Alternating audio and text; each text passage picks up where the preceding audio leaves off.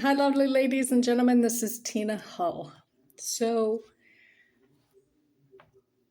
do we have to, or you have the urge to cut people out of your life?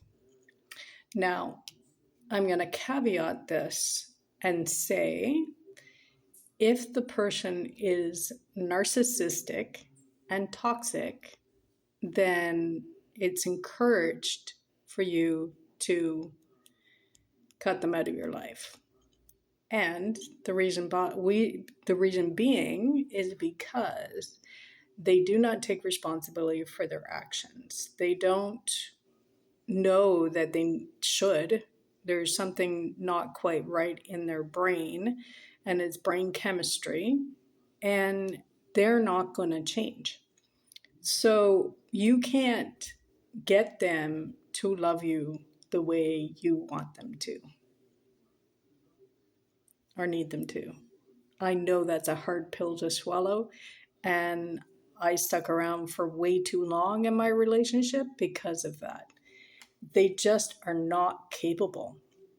And so this might be against the norm and the grain, and it might not be. So you do what's best for you is what I encourage you the most. If it feels like the situation is unattainable and you feel unsafe, then cut them off. Now, just because you cut them off and you go no contact doesn't mean that they don't affect you. So there's two choices at this point. You can either heal the energetic cord between the two of you, especially if you have children involved, which you might want to do. Now, I was working with a client last week and she was like, no, I don't want to do that. And I'm like, take a breath. So, why do I encourage this?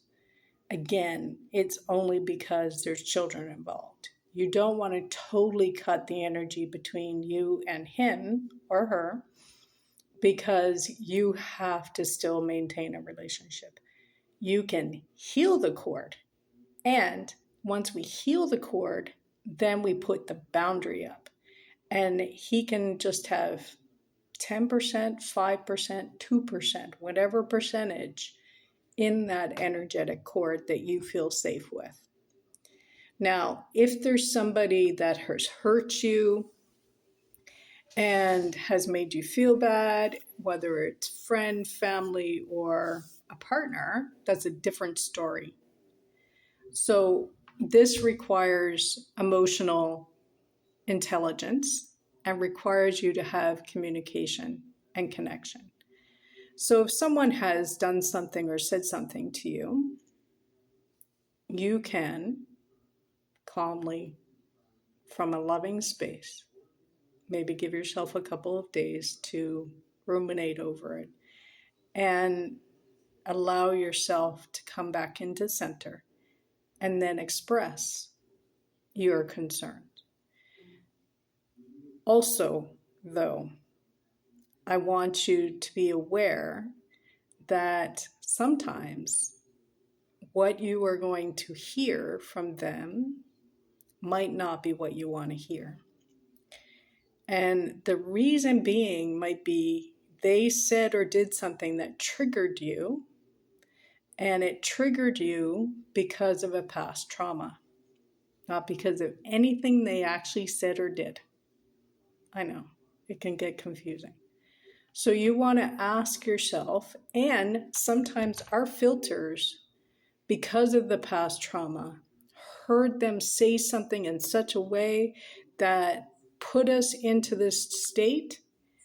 And then if you actually really take a breath and listen and have that communication between you two, if that person is a good person and they care about you, they will want to hear what you have to say, and then you can breathe through it and try to listen with an unfiltered, unemotional mind. So I had this experience a couple days ago where I said something, we were talking about a situation, and I said, well, you meaning the person that we were talking about wouldn't do that if they were smart. And she took it personally. And she started flipping out and she's like, well, you're calling me dumb and all this kind of stuff. And I'm like, whoa, where did this come from? I said, how could you think that I was implying that this was you? I'm saying you as a whole, a general in the sense. So we've got to be careful with what we are saying, how we are reacting, and how we're responding to people, because you could be interpreting it wrong. So this is why you need that emotional intelligence to step back. And when the emotion's low, then you have a conversation. Now, I've been doing this work for a while, so I could do it right away. I didn't take it personally, but she did. And so I expressed it, and we were able to move through it. So if you are in a healthy relationship or a healthier relationship, then that is certainly what I would encourage you to do. If you are in a narcissistic, toxic relationship, they will not hear you. They will not try to understand you. They will not try to see your side. You are wrong. It's your fault. And they will blame you. So you are exhausting yourself even further trying to get them to see your side. It's not going to happen. That is my life experience. That's my client's experience. And that's my truth. Now, if you have a different experience, that's yours, and that's your way of dealing with it.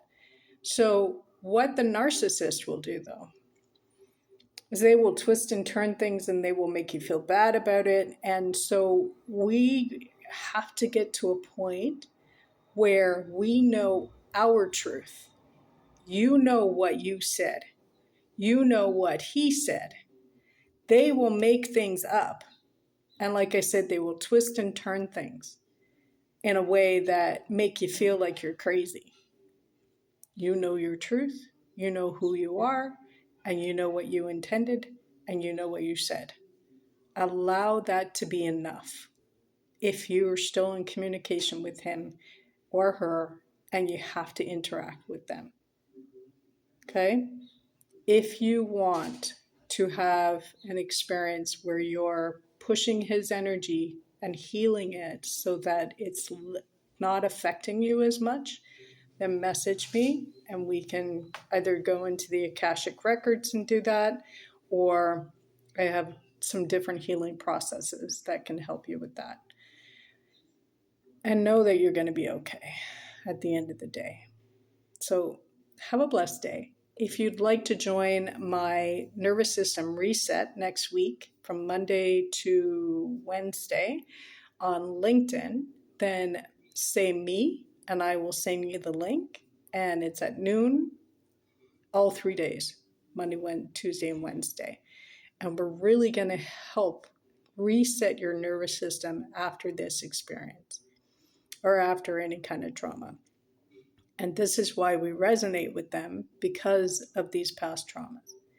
So if you'd like the link, let me know. And otherwise, have a blessed day.